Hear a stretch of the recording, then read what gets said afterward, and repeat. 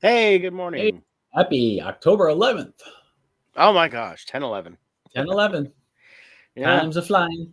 yeah. We missed 10-4, good buddy. That was last week. 10/4. Yeah, Yep. that was also Ashley's birthday. Ah, yeah. Big Yeah. 2-4. Oh wow. 2-4 on 10-4. All right. Over Yep. and out. Roger, Roger. And then I got my birthday next Tuesday, the big Yeah. 5-0. Yeah. Yeah. That's a big one, man. Yeah, getting You old. doing anything special? Nope, working. That's about it. It's just another rotation around the sun.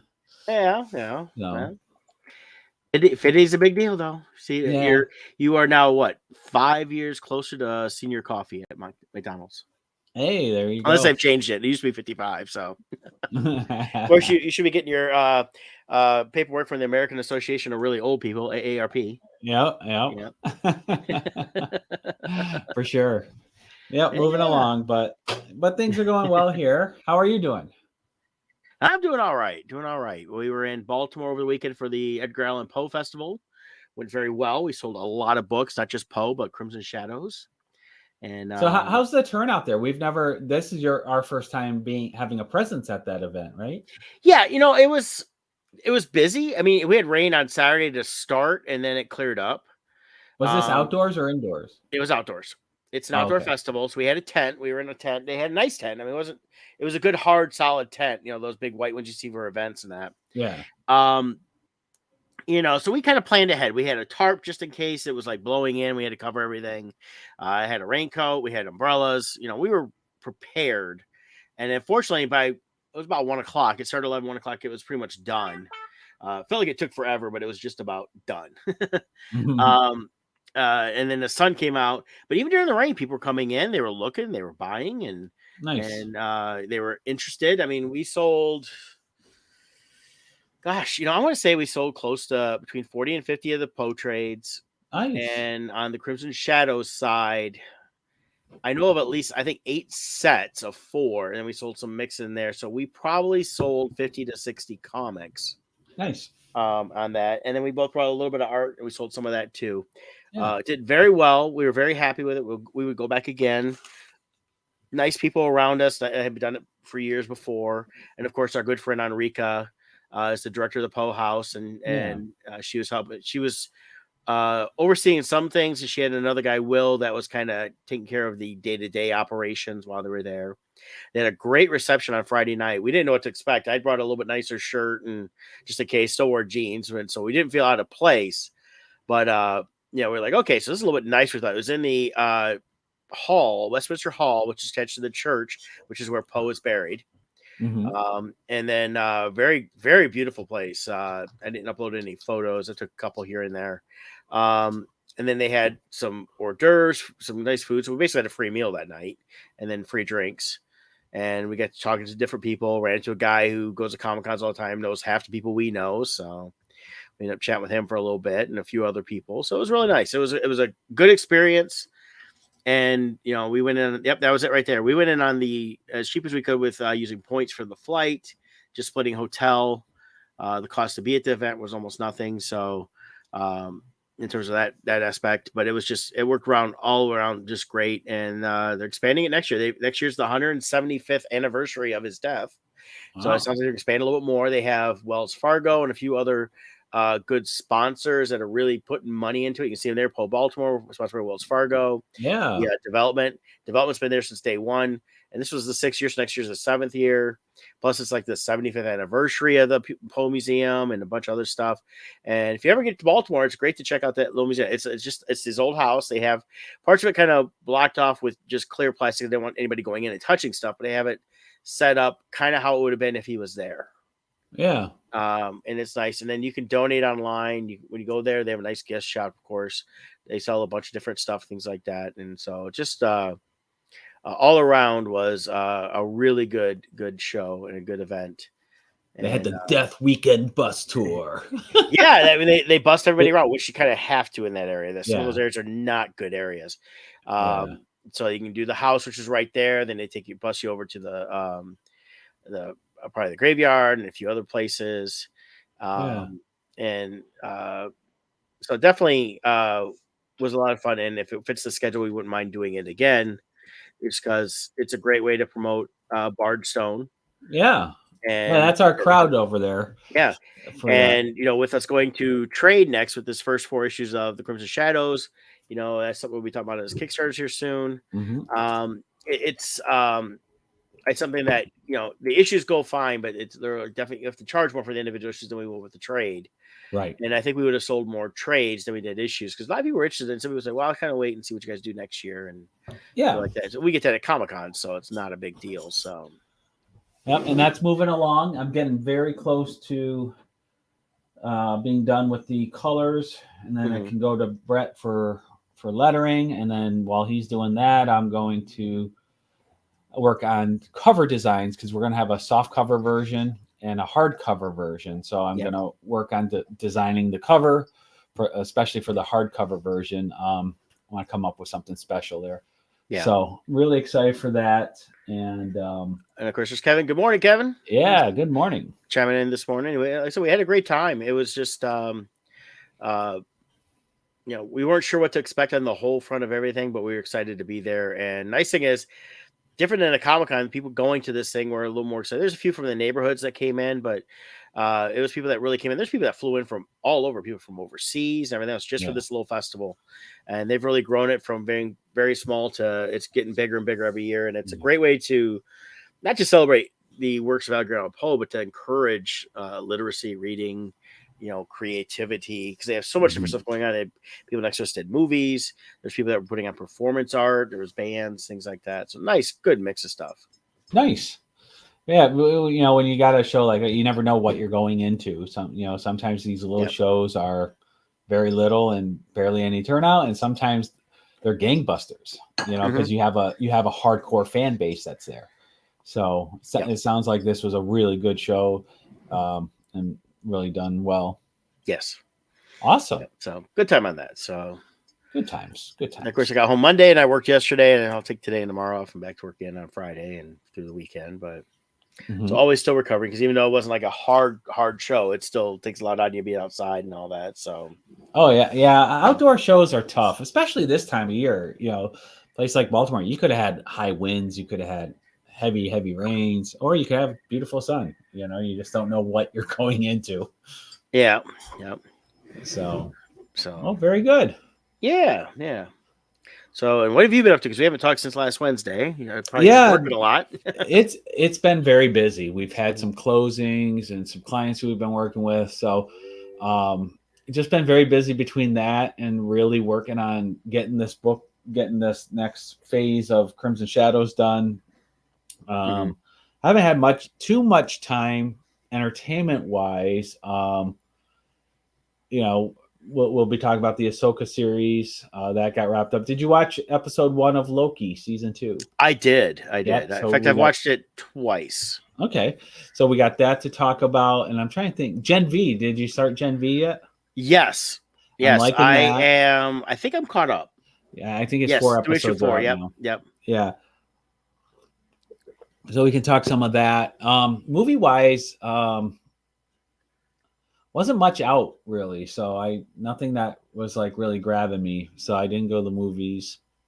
So it's just been a busy week. But how about I jump into the ad read? Yeah, why don't you go ahead and do that? Sorry. All right. I had somebody had to answer real quick, so that's okay. I figured I would do that while you're taking care of business over there. We've got Teen Titans Real Estate. Why? Because you matter. That's right. Even though we utilize the latest in tools and technology to maximize your home buying and or selling experience, we never forget at its core, it's a people business. Go figure. We put people first. And it really does matter.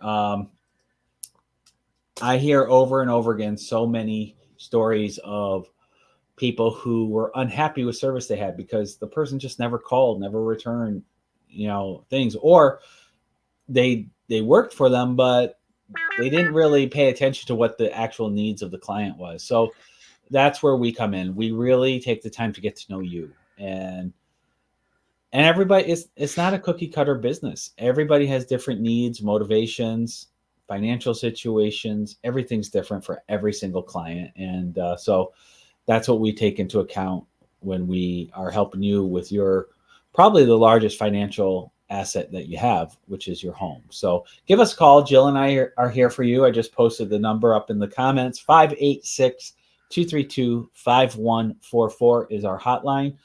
Give us a call, and the consultation is free of charge.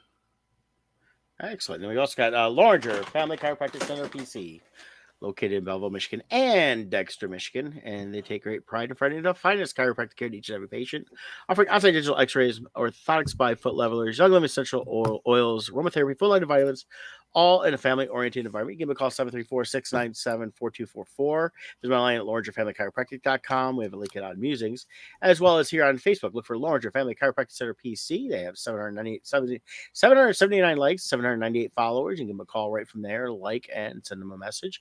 I personally would not send them a message because I don't think they're as good as following up on that stuff. Phone calls are best. Phone call would be best, and they have different hours in both locations, but the main phone number is to the Belleville location, which has the most hours.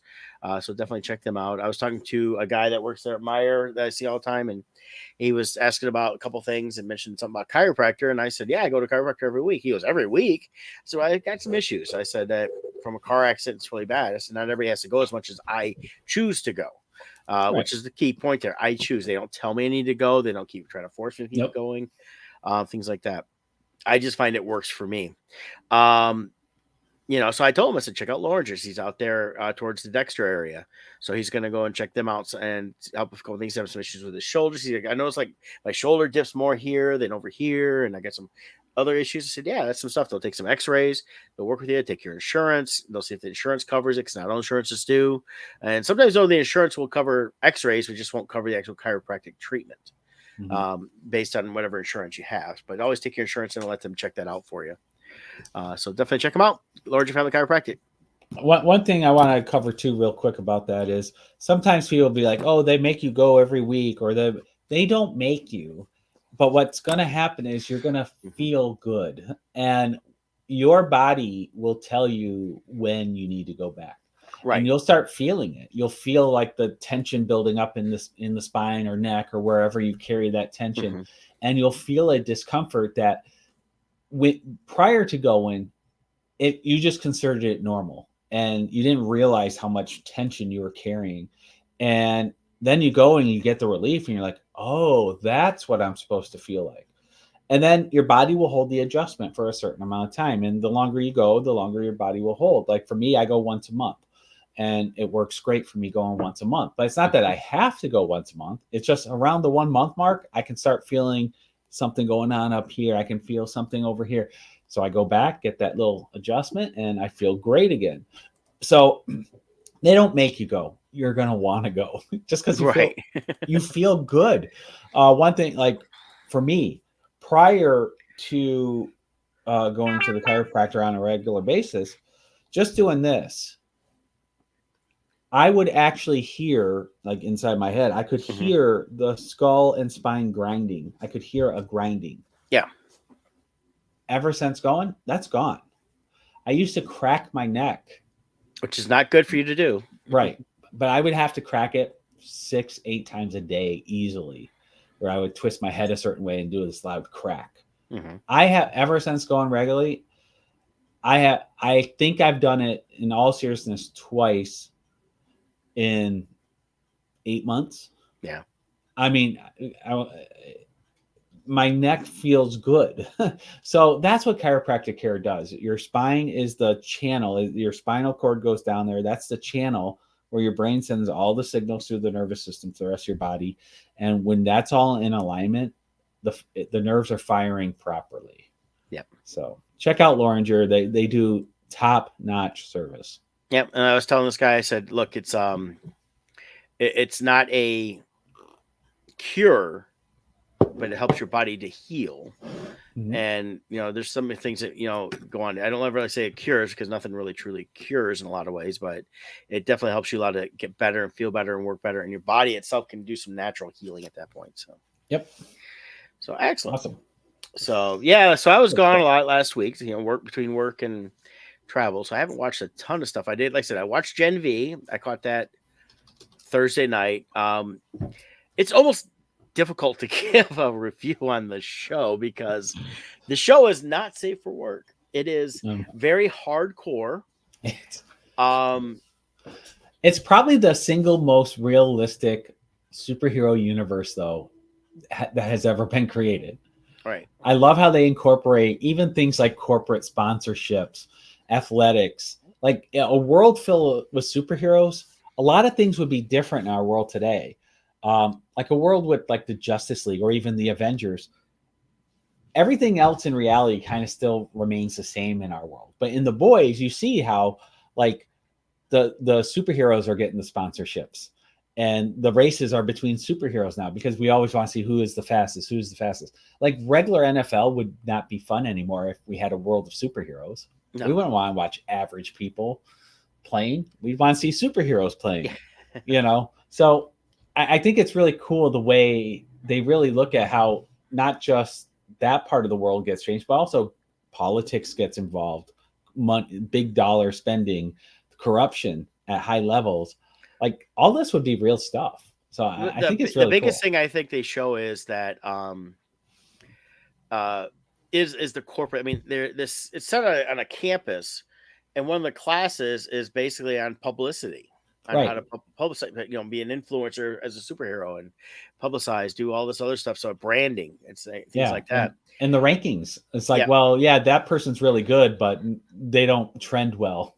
In the poll, so we're not going to make them number one. Well, they've already alluded to how what will happen is like some of these people, they all want to be in the 7, which is the big group.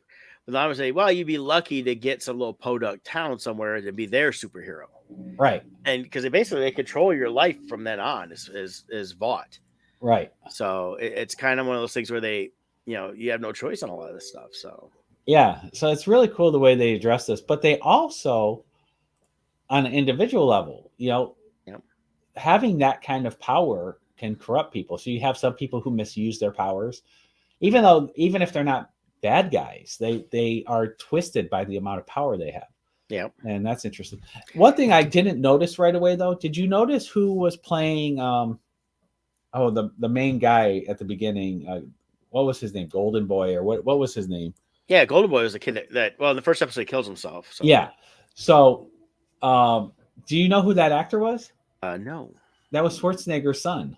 Oh yeah, that's right. I did mention that last week, I think. Oh, did you? Okay. Yeah, I didn't realize that because he doesn't look like Schwarzenegger, and he doesn't really look like his mother either. He's really got a blend of the two. When he's not huge.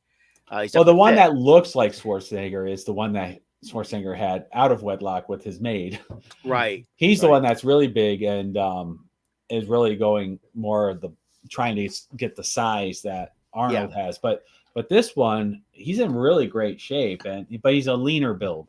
But once I realized it was him, I look at him like I can see it now, but at first I couldn't. Yeah, you get a little bit there. So yeah, and that he's 30. He I just pulled him up, looked him up real Patrick? Quick. It's Patrick. Yep. Yeah. There's also Joseph Boehner. That's the one you were talking about. Yeah. And then there's Schwarzenegger names are Christopher, Catherine, and Christina are his other siblings. Yep. So.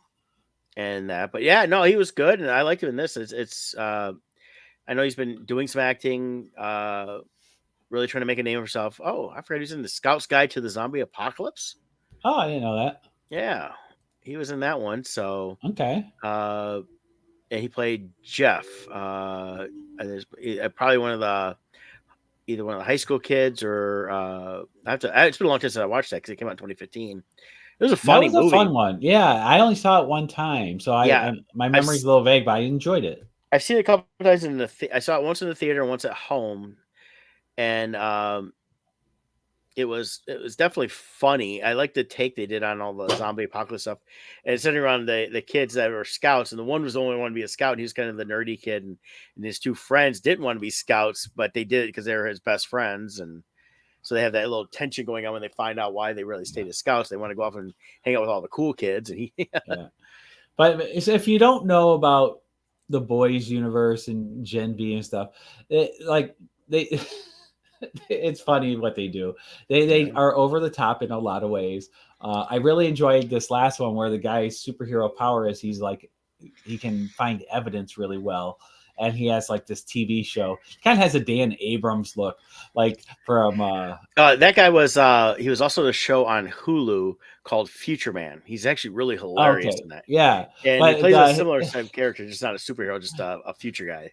so it sounds like he has a tumor in his brain that's causing him to be a little promiscuous with every hole he finds.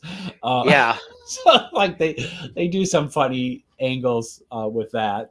At the end, do you see the end credits? He's with the hand dryer. Yeah, he was well. He saw a knot hole in a tree. Yeah, And he's finishing up his last speech. He tells him, "Yeah, I'm going to need a few minutes, guys." Sends them away, and he goes and has fun with the tree. yeah, But he could through senses and that he could sense when somebody's heart rate changes, the different pheromones, things like. So you can tell when they're yeah. lying. So basically, he's a human lie detector. Right. And that who carries himself like Gilderoy Lockhart from Harry Potter. That's a good way of putting it. Yeah. He's he's this great guy, got this TV show, wrote all these books, had a successful movie, things like that. That's part of the whole universe. You have to have these successful movies, and that. But he's really just a big douche. Yeah. And that. So, but yeah, he's funny. The actor who played him, looking at him going the whole time, like, God, I know him. And then I pulled up Future Man, and that was on Hulu several years ago. The first season was really good. And the second season kind of started going downhill. I think it had 3 seasons, and it just sucked after that. But if you watch the first season, at least, Haley Joel Osment's in it. He plays a doctor in that. Seth Rogen has an appearance in it. I think he produced it too. Josh Hutcherson stars as Josh Futterman, and he's, of course, Josh is going to be in that new Five Nights at Freddy movie that's coming out. Oh yeah, that's right. But Derek Wilson plays Wolf, who was also Tech Knight in the Gen V. Yeah. He kind of reminded me visually of Richard Armitage. Yes. He kind of looked similar to. It took me a moment too. I'm like, wait, is that him? Because I haven't. Where has Richard Armitage been? He's kind of disappeared. He was like in everything for a little while. I don't know. Yeah, but he kind of has that look that he had. Yeah, they have a very similar build. Yeah. Stuff like that. So let me see here. Oh, he's been on a show called Obsession. Richard Armitage? Yeah. Oh, okay. Which I don't know anything about that. Erotic thriller, 1 season, it says. It's got a very low score, 1.9. Speaking of him, did you ever see the BBC version of Robin Hood? Yeah, I saw a little bit of that. Me and Ashley used to watch that all the time when she was young. That was a really fun show. That's was right. Back in 2006, it says. It came out. Yeah. But that was a fun take on the Robin Hood series. That's where I first got introduced to him. And then, of course, he was in Lord of the Rings. He was the Hobbit movies and played Thorin. Yeah. Yep. So and that. So yeah, so much stuff. He's I was looking. He's got a bunch of stuff on here, but yeah, currently. Most recent thing it shows is Obsession, but I'm just looking on Google. I'm not looking on IMDb here. So, but yeah, so yeah, some people they fall in and out of favor in Hollywood. That's how it happens, or they just decide they want to take a break for a while. So, yep, very cool. Yeah, so Gen V, I'm enjoying it still. I find the writing to be, the storylines I really find interesting. Because. Yes, they are a little bit of adult nature, but they keep the tension going with the characters is what's really good. And it makes you want to see, like, okay, what happens next? Where's this going? And that's good writing when they do that. And it's been the story I like what they're doing. I like the actors in it. There's a lot of them that are really good, have been around with different things. But as it goes on by this 4th season, they're adding more elements in. And of course, they do take it to an extreme, especially with they deal with a date rape incident. You have a character that could supposedly is like a seer or whatever. Oh, basically, he just uses his power to knock out women and rape them. And she wakes up in time to stop it, and she has an interesting way of stopping it. She can control blood, and you can think about how he is and where the blood is, and kaboom. Yeah. Think of an exploding banana. Yeah. Not getting too more graphic, but yeah. So yeah, it's definitely a little hardcore, like I said. I find it interesting too. They have this one, they're labeling it as like a transgender superhero where the character can change from male to female. Yes. And but what I find interesting, correct me if I'm wrong, I think the character has different powers in each of the when is certain powers when he's a male and certain powers when he's a female. Well, Scott, you are wrong, but not about that. Oh, okay. Yeah, that's what I've noticed too. It's these different powers, and the character itself is, it sounds like they haven't got too much into the origin, if I can tell, unless I missed something. But the character wants to be female Right. more. Will be male because it works what the character needs. And of course, all these characters were given the compound V, so they weren't like born just with powers and that was Right. developed. And that sounds like something that would have developed because of being of Asian heritage. The parents want the son, and that's who they come to see in the episode. Is they come to see the son while the girl is going at it with some guy. Right. So has to get rid of the guy, and then has to clean up and change things. And dresses very almost ambiguously in some ways. You could the clothes will go both ways in a lot of ways, but sometimes will be in just female attire. Mm-hmm. But also will is attracted. You can tell the character is attracted, as a male attracted to females attracted to males, maybe in females too. They haven't gotten too much into that, but it's an interesting look at not so much I would say even transgender as the especially with the Chinese culture, which they've not really said it's Chinese or not, wanting sons and not getting a son, having one child, and they end up having telling both in one. So, well, my understand based on my interpretation, mm-hmm. I think it was when they encounter the parents at that party and they're kind of talking about the past. I got the impression it was born male and was male until the compound V was introduced, and then this power is, I wouldn't even call it transgender, to be honest. The power is they fully change into, like, their whole body, reproductive system, everything is now female. Yeah, it reminds me of an anime I saw many, many years ago called Project Echo, and the character would change between male and female. Yeah. And it wouldn't just be looks or just how they dress. It's a complete physical transformation. So. Right. They are fully, which then brings into question too. If you're doing that much of a change, I mean, this is all fake, but if you're doing that much of a change, the hormones are probably changing too. Everything's probably changing during this conversion. But so, you probably would think more like a female in that form. Right. And then more like a male when you switch back. But to get back to my other point, though, did you notice, does it seem like they have different powers? They do. And it seems like some different powers, but they're both sides of the character are very powerful. Yes. And like one is like unstoppable, it seems like. The male is definitely very, is almost like unstoppable. Unbreakable. But it was the male version that stopped Golden Boy. Right. But then when it changes to female, it can like become transparent or something, and things. Well, it also had like a force power too, like telekinetic maybe, or So it's pretty cool. I like that dynamic of depending what power the character needs during a fight, it'll switch back and forth to obtain that power. I thought that was kind of a cool thing. It feels like they give a lot of thought to these characters when they develop them.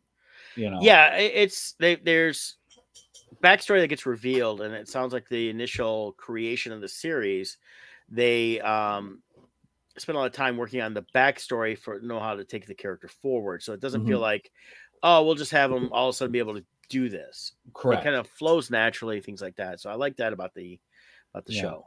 I also like how the powers a lot of times develop like during puberty or something like that, where in a way where they're not expecting it. Right. So like the main character, she can manipulate blood into weapons and different things. And she didn't know she had that power, and she had her first period, and she kind of freaked out a little bit, which caused it to formed like this blood dagger that shot out and killed her mom, and then she freaked out even more and created like this blood explosion that was shards that killed her dad. And then one of the other characters talks about how she accidentally killed a family member. Oh, the one that can talk and get people to do things. She told her brother to go away and never come back. Yeah. And then the brother never came back. So it's cool how these powers develop kind of unpredictably. Yeah, and that's I think what they're also exploring through the boys and now Gen V is, you know, we always see in comics how, you know, they have these powers, they have complete control. We see once in a while you see someone not. They're really showing that this is a very chaotic time in the world, because as more and more people are becoming superpowered, you know, that can all control it. They all have different powers that developed where it's causes them to lose their mind. We're seeing that with the Sam character. That's Golden Boy's brother. And he's got issues going on in his head with his powers, and he's super strong and powerful and that. So it's an interesting dichotomy that we've got going on with all this. Yeah. Yeah. So cool storyline. There's and the mystery part of this storyline is that there's a place called the Woods. It's kind of an underground underneath the school. It's where superheroes who maybe don't cut it get sent to, or you know, she gets a warning. The main character, what's her name? Jazz. Yep. Wait a minute. Is that their real names or Jordan Lee? So Derek. Okay, so Marie yeah. Moreau. That's the character name.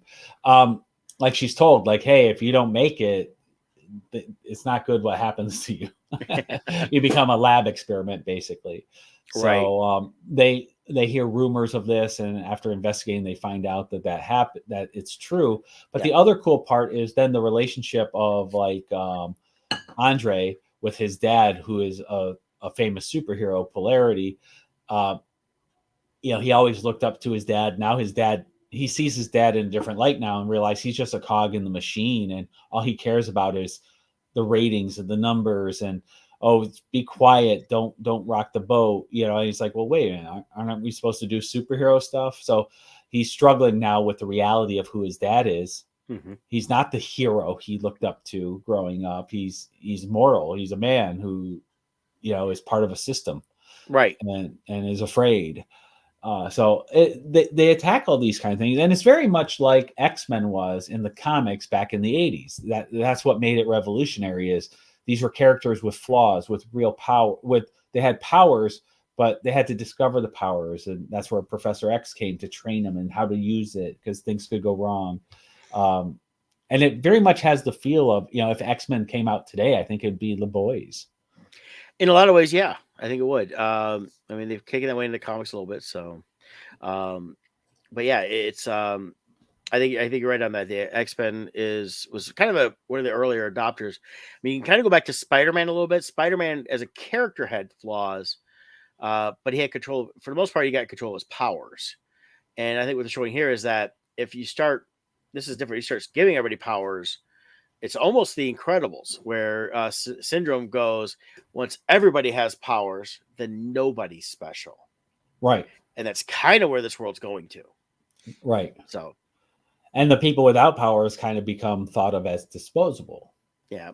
Now, Michelle has a question. This is different topic, so it's a good way to end our Gen V talk. And I can answer this for sure. She wants to know, is the international version of Girl with Dragon Tattoo. She's seen both the, but likes the international one better. She was talking about a BBC version. The international one was done in Sweden, and I saw the international version of that series of movies based on those books first. And then when I saw the American version of the movie, I too prefer the international version. I think it was a much better translation of the novel.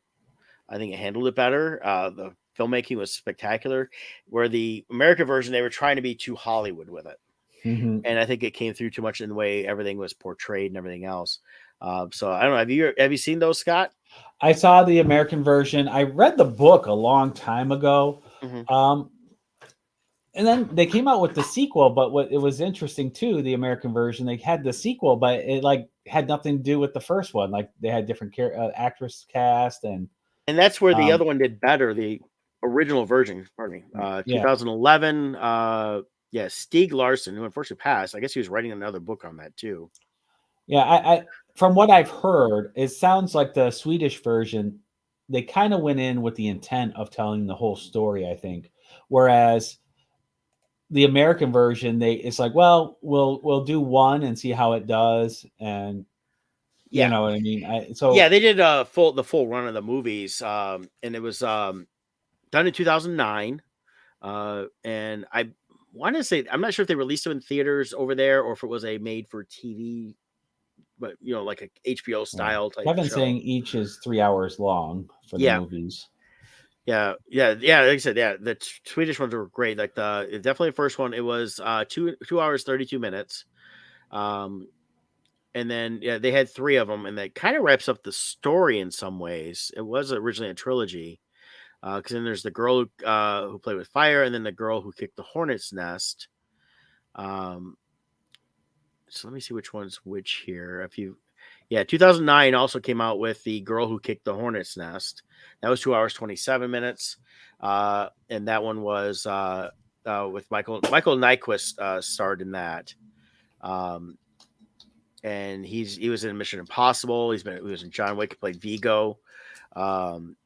So he's been around. He's an actor that pops between here and there. So let me see here. All this thing here. So I believe he's in all 3.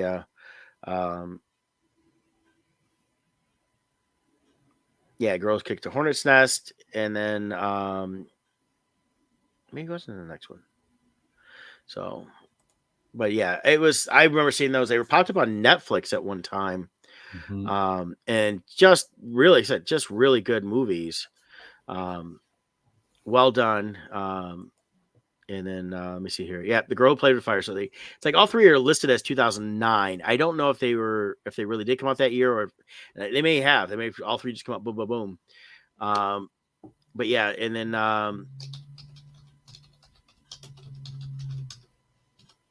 but yeah, just the quality. Numi Rapace, I don't even know how to say her name, played the main character in all 3 of those movies. So she was also in Sherlock Holmes: Game of Shadows, Prometheus, played Elizabeth Shaw. But yeah, sometimes it's the remakes over here is not as good as the original, and then sometimes it's the other way around. I think this is one of the cases where Hollywood tried to Hollywoodify it too much, just because the books were at the time were bestsellers worldwide, and then I forget when he died. So Let's see. He died. I just saw that. Shoot. yeah.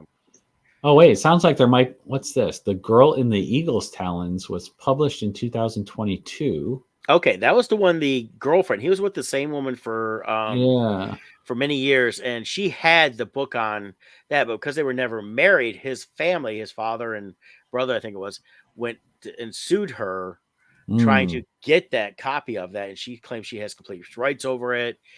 She was there with him when he was doing it, things like that. Yeah, he had a heart attack, died suddenly in 2004. So these movies came out after he died. I didn't realize he was already dead by then. Yeah. But I remember reading about several years back about the that. So yeah, the books came out posthumously. So 2005 was the first book, 2006 was the second, 2007 was the third. And then so yeah. That's interesting. I didn't realize. I thought it was like 14 he died, after those movies had come out. So okay. But yeah, by March he had sold over 80 million copies, and I think I was also fighting over was the money, because I think she helped get everything out there, and then they wanted the money, and something like that. So it looks like they took the 3 Swedish films and broke them up into a 6-part TV miniseries as well.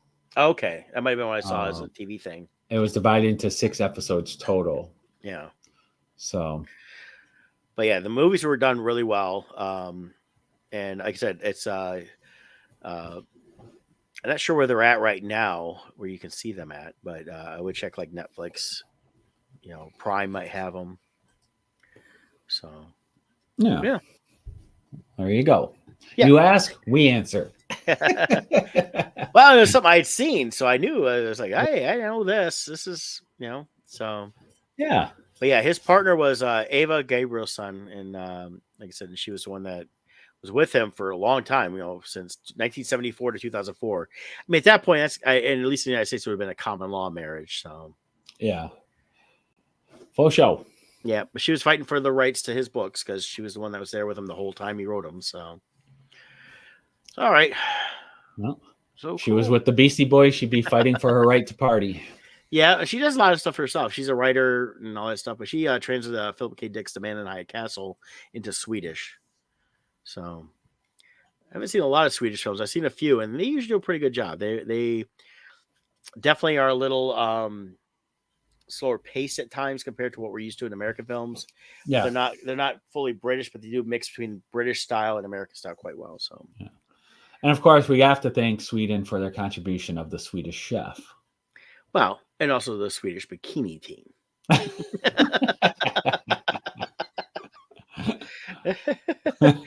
Go Swedes. There you go.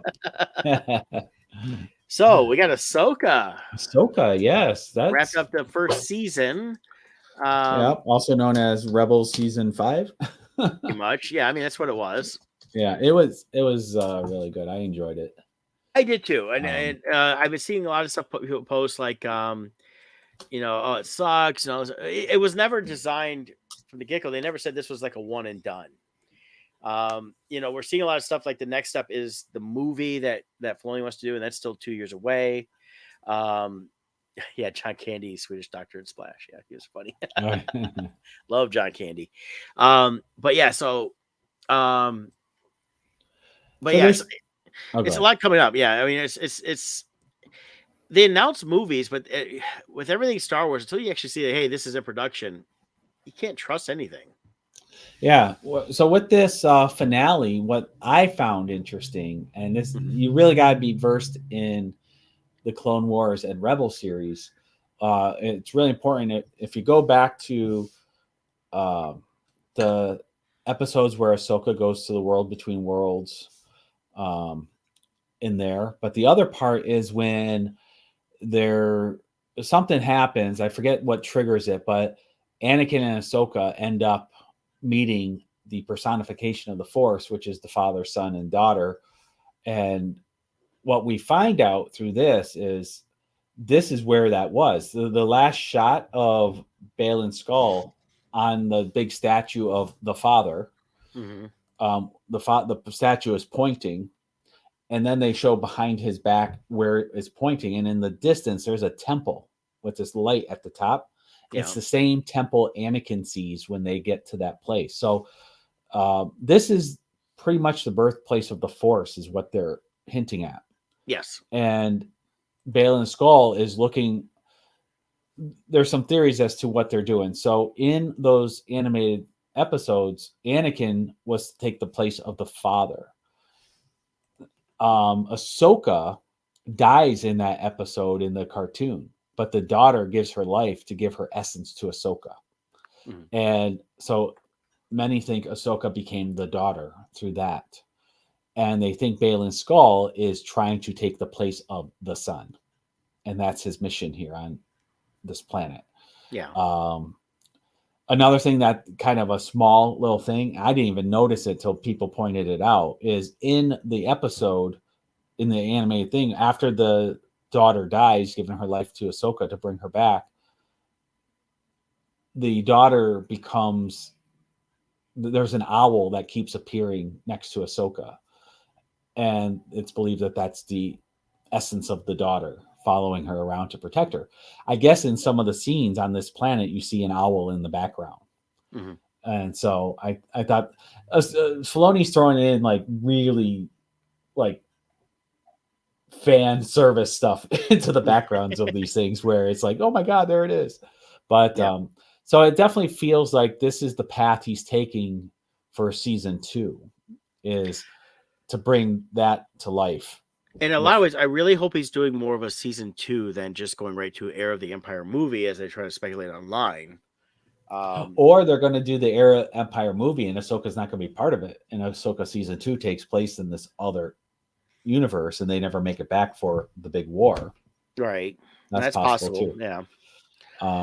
because Ezra's where he's supposed to be, according to Ahsoka at the end of the series. Yep. So Yeah. So we have Ahsoka and Sabine on Peridia, I think is the name of that planet. right, yep.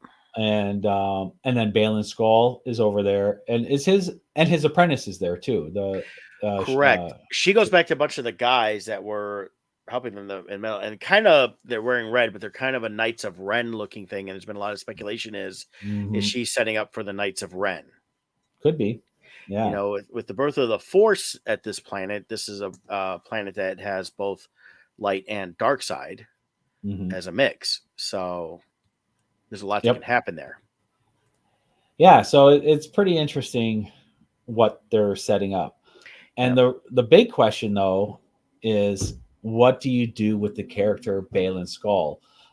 People are like, some people, you never know how many people there are, who they are, but they're saying, oh, you can't recast Ray Stevens for this role. But I mean, he's played one season of the character, and while he did a phenomenal job, this is just the introduction of the character. I don't think he's established it well enough to say you can never recast this role. Yeah, Filoni had plans for more of him in future seasons, movies, things like that.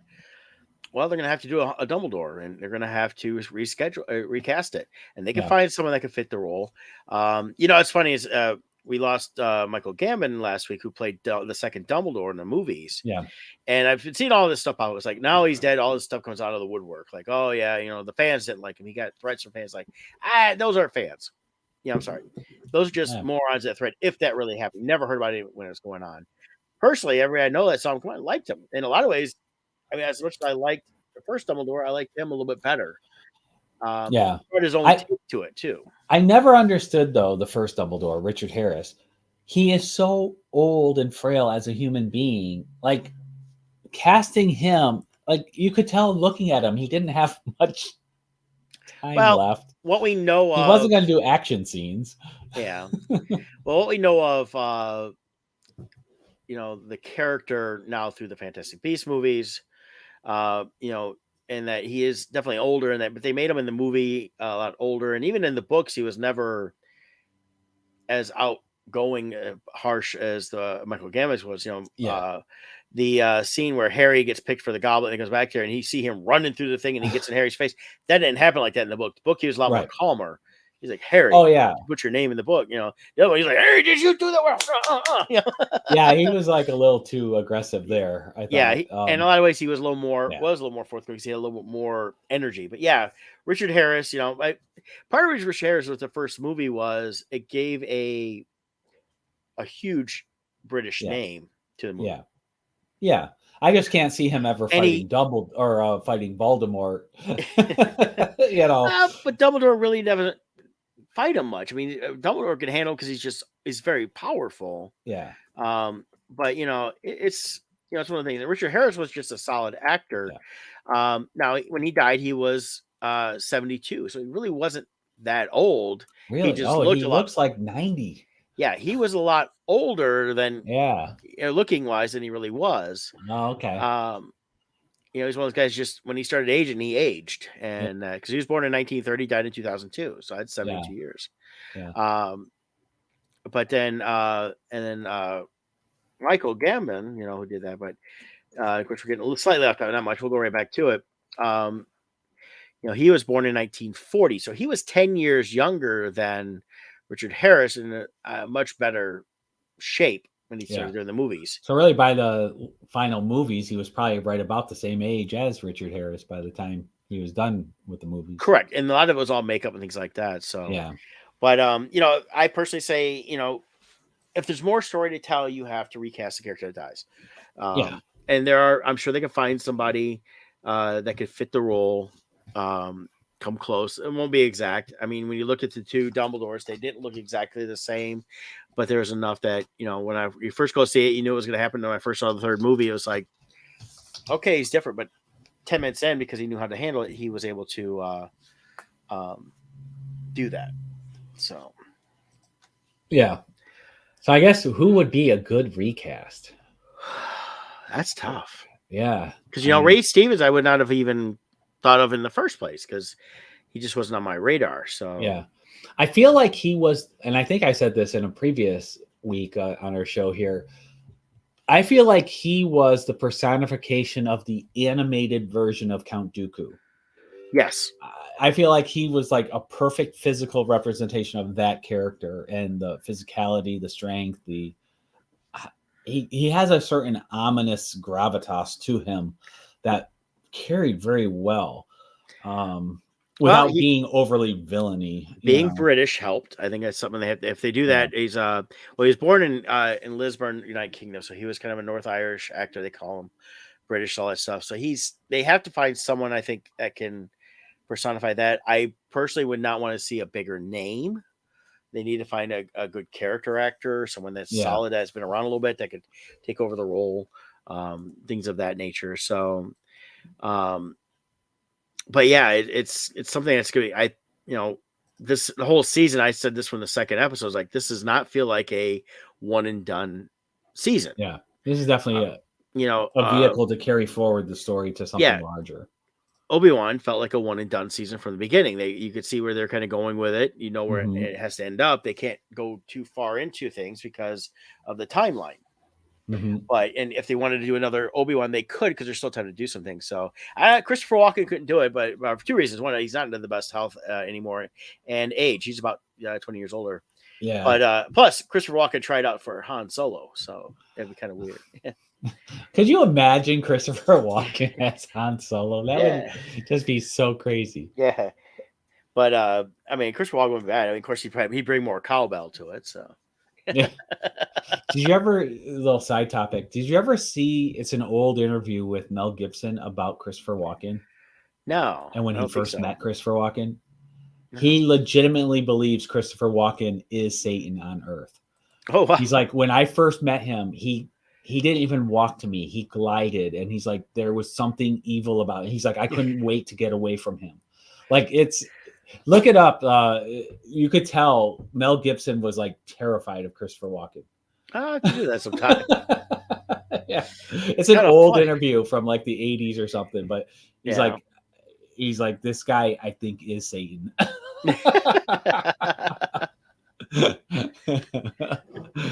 Crazy stuff. But, that's kind of funny.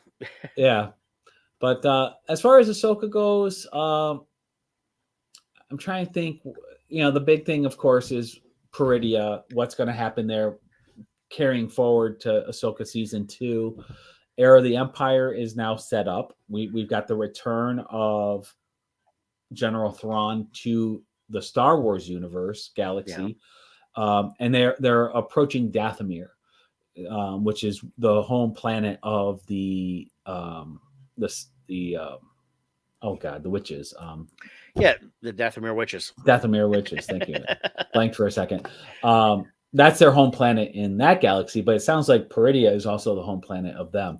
It looks like they use magic, but really, when you read the old, at least the Legends books, I don't know what canon's the new series says, but in Legends, the Dathomir witches also use the Force, just a different aspect of the Force than what the Jedi and the Sith accessed.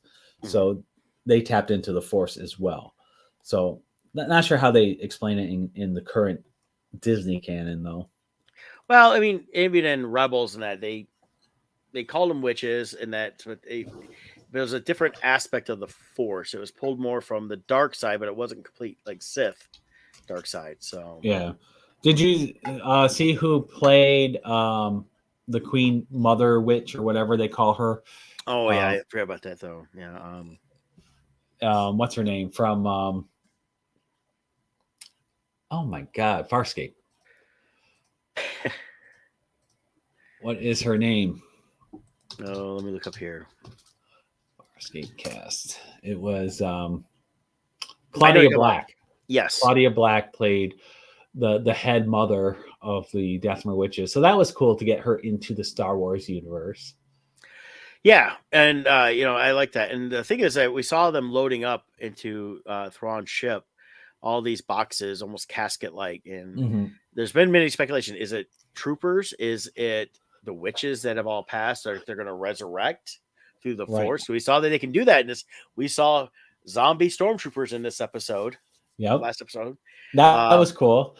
I guess the question is, are they alive to begin with, or are they some form of animated corpse? Well, and that's the thing. These seem to And be more animated corpses for the troopers, which right. they knocked them down and then they come back until they basically blew their heads off or something. Yeah. So And in then one true thing zombie that someone fashion. else So pointed out is the importance of music in Star Wars. yes. And when you first are introduced to Thrawn, they use his theme song that they use in the animated series, but there's a twist to it and it sounds slightly demented. Hmm. So they're speculating why, with Star Wars, the music always has meaning. So why would you put this twist to the tone when Thrawn is first introduced? So And when you're dealing with Filoni, he knows a lot of this stuff. yeah, and he So, wants to stay true to that. right. So it's, is it indicating that Thrawn is twisted by the dark magic of the Dathomir witches? Is it indicating something else? Who knows? But I'm sure Filoni has a reason. Well, and the thing with Thrawn, have we really gotten, at least in the new canon, any backstory on him as a alien race, or Maybe because we really I aren't kind supposed to of see other blue-skinned people like that. yeah. I had the whole history of the Star Wars universe in my head, and then Disney bought them and it's like, oh, we're putting that aside. And I'm like, I can't store another whole history. So for me, the Legends line is the history. I don't know. Just like they changed the lightsaber crystals. Now you bleed the crystal by doing something evil or something, and the crystal bleeds and becomes red. I like the old way. The old way was the Jedi went out and found true organic crystals. The Sith would synthesize their crystals. The Sith's crystals were more powerful, Yeah. but they were more erratic, where it could fail on you or crack or break, whereas the Jedis were weaker but more dependable. I thought those were all really cool things. But now it's like the crystal is almost alive in its own way. It feels more magic-y to me the way they do it now. So I don't know. Yeah. Well, looking on like Wikipedia here, Thrawn, they give his race stuff like that, but Chiss, is it CHISS? yeah, but that goes back to the original novelization. We don't know if they've Mhm. changed anything in the current thing, but I mean, they've got a bunch of Thrawn books out there, which I have not read any of them since the Yeah. original 90s stuff, the Legends. So, but the newer stuff is supposed to be official canon, I believe, since it's published during the time of Disney. But what's great about Filoni is he's constantly trying to find ways to bring in the Legends things into the new canon. So with the original Heir of the Empire book, that really resurrected the Star Wars franchise. Star Wars was dead in 91. There was nothing exciting about it. There was no future. No But prequels were it coming. died in 85. They Yeah. tried to do these little Ewok movies.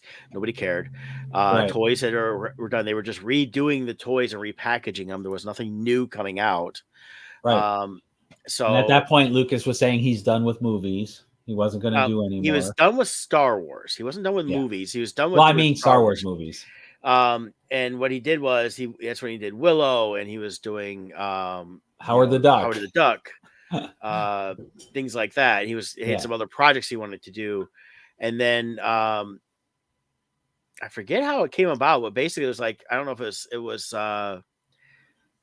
when they came to him and said, "Hey, you should do some books." He was kind of like, "Okay," he gave basic parameters. Right. And they said, we can do these novels, and they got Timothy Zahn to write them. And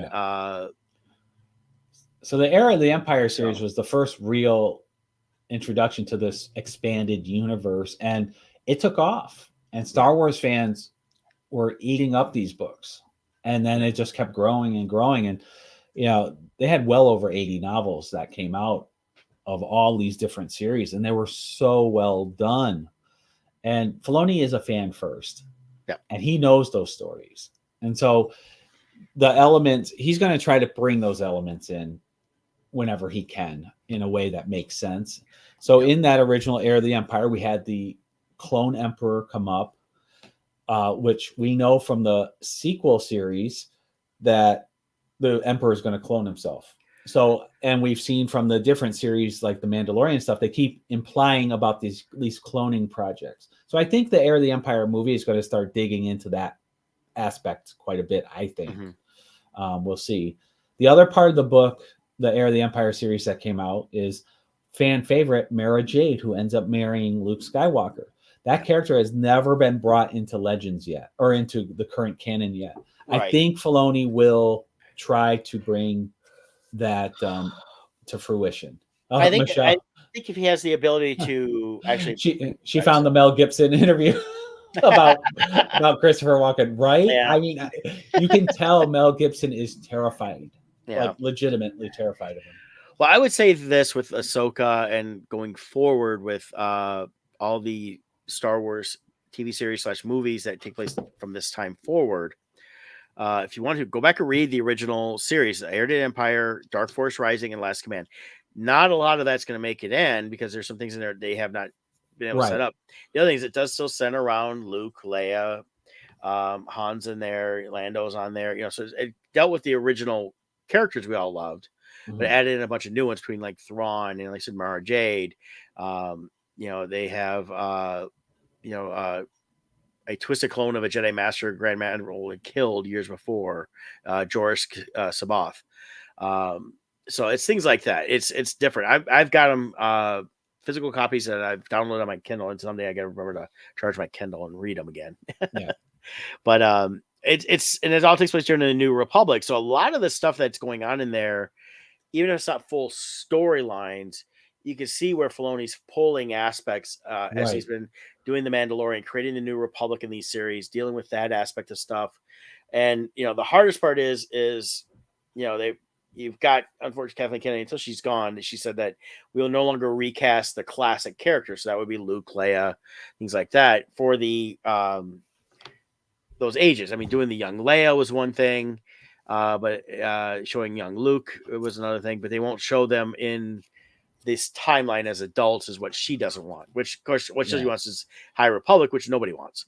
But I would say go back and read those. This is, I think, the start of where Filoni really has been pulling from, as well as other novels, which spun off from this when they did all a bunch of different series, and it all really took place from here. So really there was, I forget how many books came out, but there was a lot of books through the 90s, especially that were spun off from this, that, you know, they just continue to create, say, okay, I'll pull this aspect.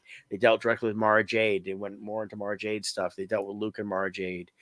We saw more of just Princess Leia. I used to have a bunch of them at one time. Even things like, you know, now that we've explored beyond the current Star Wars galaxy and we now know there's these other galaxies, that can open up the possibility of the whole Yazong Long War and these enemies that came from outside the galaxy into it. And here's what I trust Filoni to do. So my hope that he was going to retcon the sequel movies, that didn't happen, which is fine. But I do trust Filoni through these different TV series and future movies to continue to fill in information in a way that will make the existing sequels better. Well, and then because that's been the talk a lot more, is that this could fill in some more gaps where if they do it more Rey movies, as been discussed, they're, you know, then the stuff they pulled in there, they can pull into the new stuff with her, completely ignoring those three movies, and say, okay, this is where we're at now, and just go from there and hopefully create better stories. But they could even do the beauty with Star Wars is there's no rule as to, like, nothing's ever chronological. It's like, okay, we're going to do a movie that's 50 years ago. Now we're going to do a movie 100 years in the future. Then 5 years ago. Like, everything's always jumping around. You got to always say, where am I in the timeline? So they could easily, with like the gap of time that exists between episode 7 and 8 or 8 and 9, they could come out with more movies or TV series that fills in story. So then it's like, oh, okay, now episode 8 and 9 are good because he created this whole trilogy in the middle. Yeah, but timeline though between the two was not much time. How much? Oh no, that's right. It was like immediate, wasn't it? Yes, 8 took place right after, not long after 7, and then 9 took place like within a short time after 8, and then they went through the whole thing. But realistically, I think it's, if they were doing anything in that timeline of those three movies, it'd be something completely away from everybody that would set something else up. I think it's but best even just like to ignore it. the timeline of episode 8 by itself makes no sense. It's like we have 15 hours of fuel and there's like this 15-hour chase, but somehow Rey leaves, finds Luke, stays 3 days on that planet, and then comes back all within the 15 hours. It's like, wait, what? Yeah, that was the whole thing I that made complained no about sense. from the get go was, they're running out of fuel. Number two is, they're being chased at a slow speed because the other one can't catch them because of something else. For They have some reason, couldn't hyper jump yeah, a short microburst to get in front. yeah. Like, it made no sense. No, the whole thing was just a slow chase. I mean, and then you got the um, Finn and what's her name Yeah. taking off and going to the gambler planet, Which made zero sense in the story. yeah, That whole storyline was awful. yeah. So, Oh. and then going back to the last movie, you had to have her go through all this training real quick. And basically, she was just meditating the whole time, and she got to basically absorb the books, that they were of the Force. Yeah. She just put her hands on them, and everything was absorbed into her, is how they almost applied it. Yeah. And then they kind of went from there. And then, so I mean, even the ending, of the entire sequel trilogy. Have you seen the edit where Rey says, "I'm all the Jedi," and then you see the Force ghost of Obi-Wan, of Anakin, of Luke. Mm-hmm. You see all Qui-Gon. They all appear behind her, and they're using their powers through her to fight the Emperor. That would have been epic. Had they just done that, I could have forgiven everything else. But instead, it was just about Rey. But that ties into how this whole thing starts, and you see Anakin's ghost like fighting the Emperor through her. Like, it gave me chills. And this is a fan edit they did, and it was amazing. Yeah. Like, why couldn't you have done that? Yeah, if she was supposed to be all the Jedi, I mean, we heard voices, we heard Obi-Wan, we heard Qui-Gon, but why couldn't to have their physical representation up here would have been so epic in the theater. Yeah, and if it truly was all of them, it's almost, well, I mean, it's basically they took it from Harry Potter when he had his family and everything around him when he was fighting Voldemort in episode 4 or movie 4, so he could escape, and that's kind of what that was, and so as much as now they want to say, hey, Harry Potter's just Star Wars with wands, these Star Wars movies are now Harry Potter with lightsabers, so I mean that's just the whole disappointing part of the movies. I can watch the last movie fine because there's some good stuff in there, but he had to cover too much to fix 8, and too much of a redemption for Kylo Ren. Right. They'd set up this character who was going to be the new Vader-ish type character, and realistically, he failed miserably, which I mean, kind of did through the starting from the first movie, but after the second movie came, I'm just going to make it a love story where him and Rey fall in love, and then that's what they had to deal with. Rey up to Han as a father figure, watches him murder her father figure, and then it's like, okay, but now I'm in love with you. It's like, what? No, this doesn't make sense. No, a lot of mistakes all the way around. Yeah. Oh well. So, but Filoni and Favreau have been doing a great job with what we like. So, and I trust them moving forward. And I look forward to seeing where all this goes. Yep. So, hey, we covered a lot, went over today. It's okay. We don't pay extra for it. So, join us next week. We'll talk some more stuff. I'm not sure what I'll be able to watch this week. We'll see what's coming out. Should be some more streaming stuff. Maybe some good Halloween stuff. Have you had a chance to see Haunted Mansion yet from Disney Plus? I did not. Maybe watch that and we'll discuss that a little bit next week too. All right. So, but we'll see what's going on, guys. So y'all take care. Have a great week, and we will see you all soon.